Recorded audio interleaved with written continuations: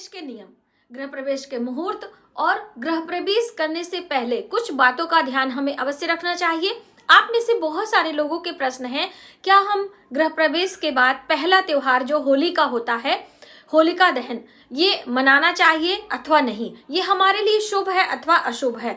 बहुत सारे इस तरह के प्रश्न आए हैं। क्या पहला त्योहार दीपावली ही मनाना चाहिए, होली नहीं मनाना चाहिए?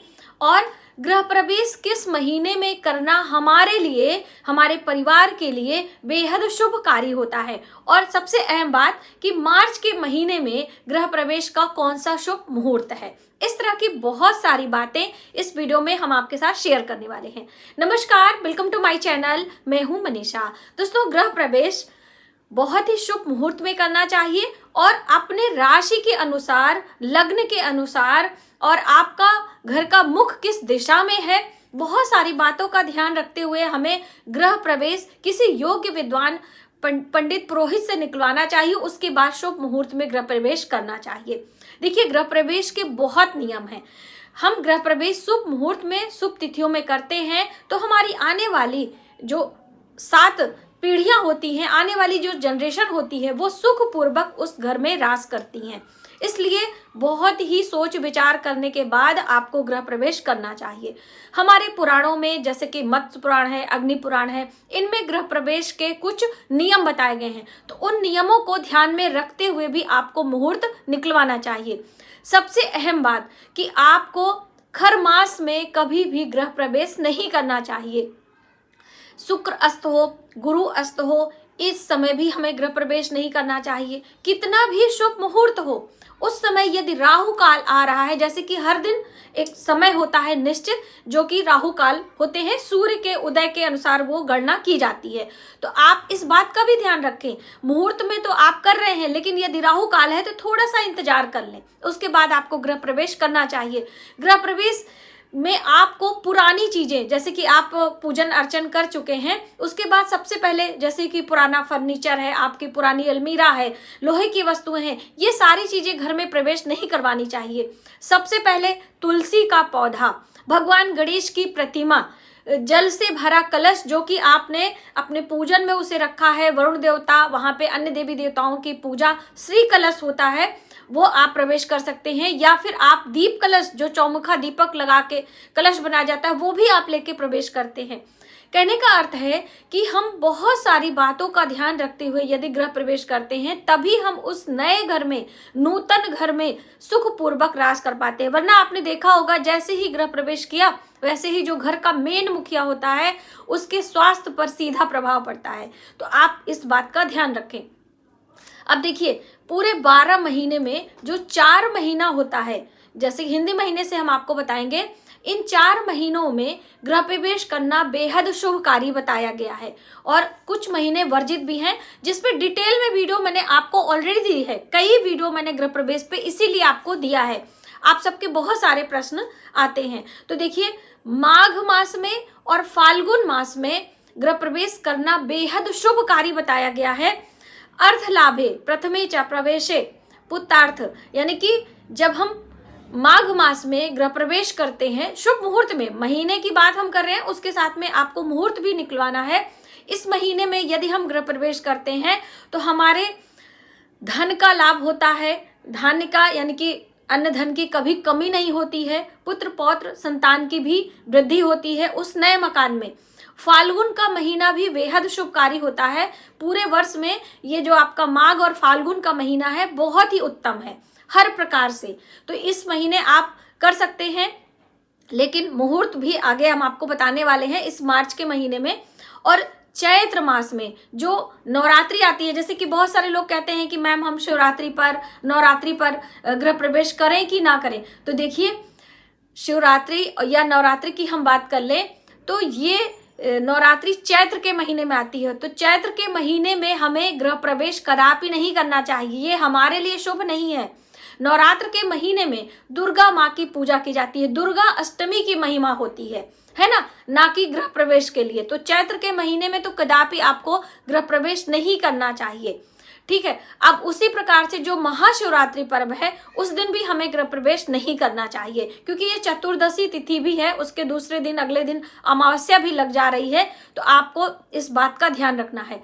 अब मार्च के महीने में, मार्च यानी कि फाल्गुन के महीने में जो पूर्णिमा से लेकर होलाष्टक कहा जाता है 8 दिन से, अष्टमी से लेकर पूर्णिमा तक का जो दिन है वो हमारे लिए शुभ नहीं है, उसमें हम गृह प्रवेश नहीं कर सकते हैं। हर वर्ष हम आपको होलाष्टक के बारे में जानकारी देते हैं, तो ये भी आपको ध्यान में रखना है, भले ही फाल्गुन का महीना है, ठीक है। होलाष्टक के समय हमें कोई भी शुभ कार्य नहीं करने हैं, ये बहुत ही अशुभ होता है हमारे लिए। तो ये चीजें आपको ध्यान में रखते हुए अब वैशाख के महीने में हम जब ये गृह प्रवेश करते हैं तो उस समय हमें धन अच्छा अर्जन होता है, उस समय हमें पुत्र पौत्र की प्राप्ति होती है, यानी नए घर में जाने के बाद आपके जो है दुकान मकान व्यापार में वृद्धि होती है। मान लीजिए आपने घर को लोन से लिया है, वो भी आपका चुकता होने का योग बनता है। बहुत सारे लोग लोन पर घर लेकर किस्त पर ले लेते हैं और किस्त उनकी चुकता ही नहीं होती है, तो ये सब भी इन बातों का फर्क पड़ता है। तो आप वैशाख के महीने में आराम से गृह प्रवेश करवा सकते हैं अपने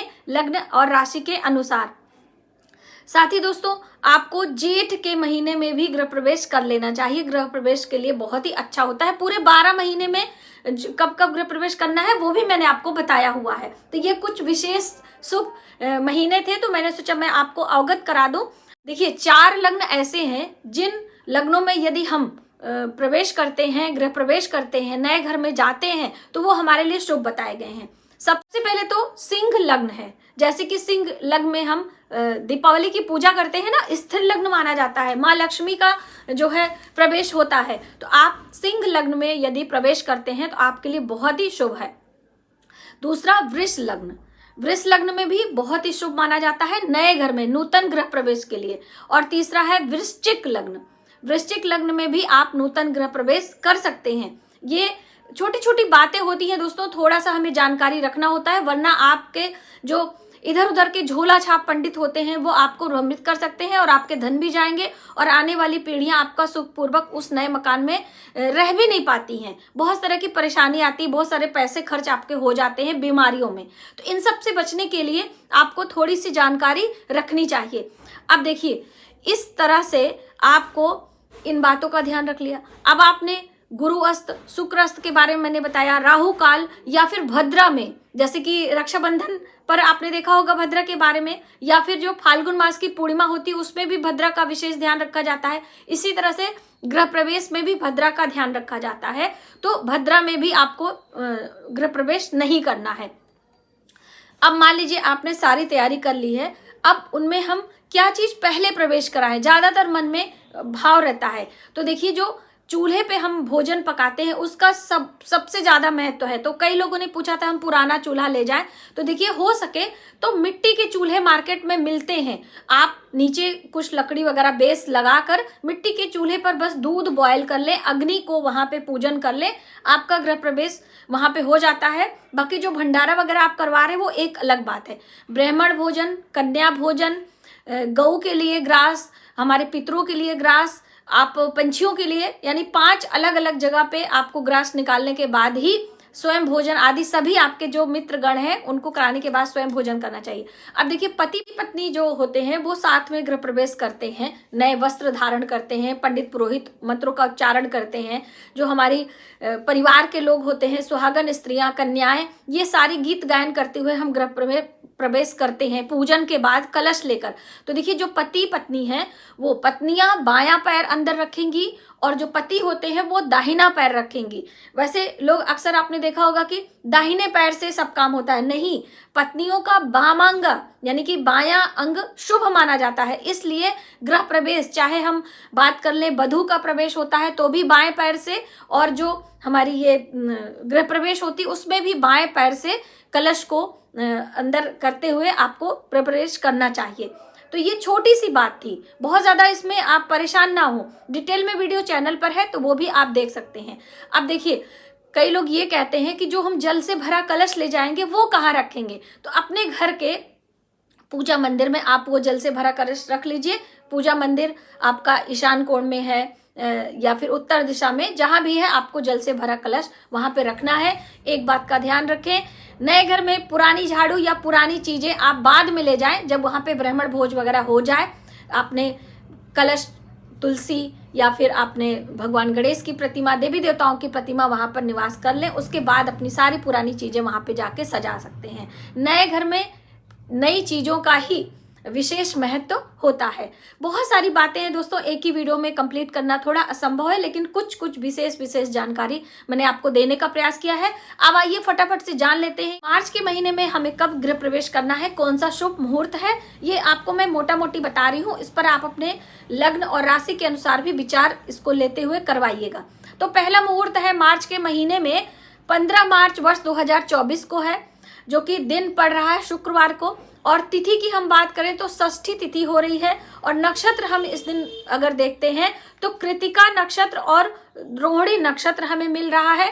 साथ ही सुबह से लेकर यानी सूर्योदय से लेकर रात्रि सूर्यास्त के बाद, क्योंकि सूर्यास्त के बाद तो गृह प्रवेश होता ही नहीं है, भोजन वगैरह जो भी आप करते हैं वो कर लीजिएगा, लेकिन प्रवेश आपको सूर्य रहते ही करना होता है। तो ये एक पहला मुहूर्त है जो कि 15 मार्च को है। अब दूसरा मुहूर्त कब होगा? इसी मार्च में 16 मार्च को, दूसरे ही दिन 16 मार्च को दिन पड़ रहा है शनिवार और तिथि लग रही है सप्तमी। और नक्षत्र की हम बात करें तो रोहिणी नक्षत्र है और मृग श्रेय नक्षत्र है। तो सुबह से रात्रि तक ये 2 मुहूर्त हैं। आप 2 दिन 15 और 16 मार्च को गृह प्रवेश कर सकते हैं। ठीक है, आप अपने राशि और लग्न के अनुसार जरूर, मैं बार बार इसीलिए रिपीट करती हूँ, आपको विचार करवाना चाहिए। तो आज की वीडियो में आपने जाना गृह प्रवेश का शुभ मुहूर्त और किन किन बातों का ध्यान रखते हुए हम अपने नए घर में गृह प्रवेश करें। और होली पहला त्योहार हमें अपने मनाना चाहिए कि नहीं, बिल्कुल आप मना सकते हैं, बेशक, उसमें कोई परेशानी नहीं है। जय माता दी। मिलते हैं एक नई जानकारी के साथ नए वीडियो में, तब तक आप अपना ख्याल रखें। जय माता दी।